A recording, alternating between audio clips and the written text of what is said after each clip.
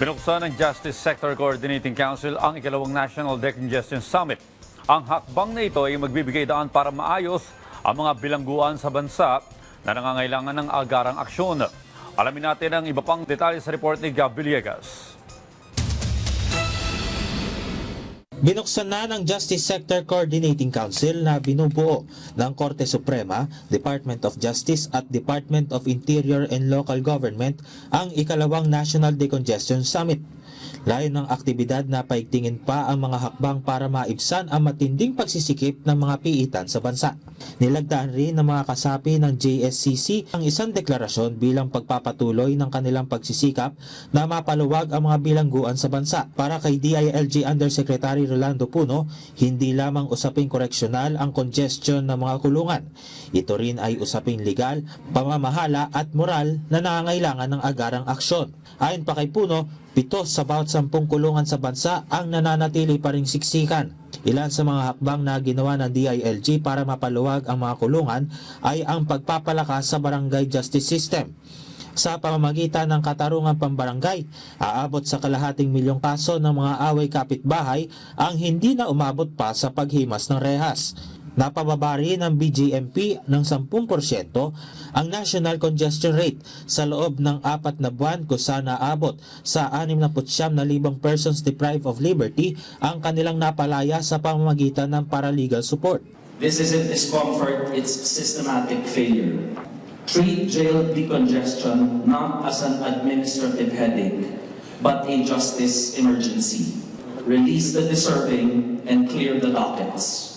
Let us fix the system. Nagpatupad rin ang Department of Justice ng ilang mga reforma tulad ng pagpapababa ng piyansa kung saan 42,000 PDL ang napalaya.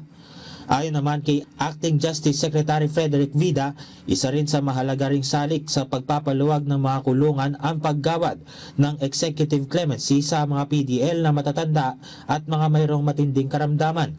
Mula noong 2022, nakapaggawad ng parol ang Board of Pardons and Parole na aabot sa 300 elderly and terminal ill na mga PDL. Sa kabila nito, hindi pa rin dapat magpakampante ang mga ahensya. We shall adopt further measures rooted in compassion and reason. Among others, we will continue to advocate for introduction and institutionalization of a policy on compassionate early release for qualified persons deprived of liberty, particularly the elderly, the seriously ill, and those who no longer pose a risk to society. The congestion remains to be a continuing and collective responsibility. Para naman kay Supreme Court Chief Justice Alexander Gesmundo, marami pang trabaho ang kailangan tapusin para mapaluwag ang mga piitan sa bansa. Overcrowded jails strain government resources, endanger the health and mortality of PDLs, and undermine rehabilitation efforts. Ibinahagi rin ni Bureau of Corrections Director General Gregorio Catapang Jr. na ilan sa mga pag-uusapan sa summit ang planong pagsasama ng Bucor at Bureau of Jail Management and Penology sa ilalim ng Unified Penology and Correctional System alinsunod sa Nelson Mandela Rules. Dagdag pa ni Catapang, patuloy pa rin ang pag-aaral tungkol dito.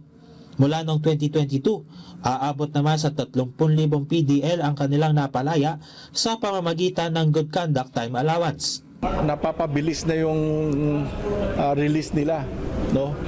Nagtataka nga sila na hindi nila alam na hindi akala na ganun kabilis ang pag-release nila. So nagkakaroon tayo rin ng peaceful atmosphere sa mga kulungan natin kasi hindi sila alam nila na in due time they will release. Umaasa rin ang Bucor na ma-decongest ang mga piitan sa bansa bago matapos ang termino ni Pangulong Ferdinand R. Marcos Jr. Gab Villegas para sa Pambansang TV sa Bagong Pilipinas.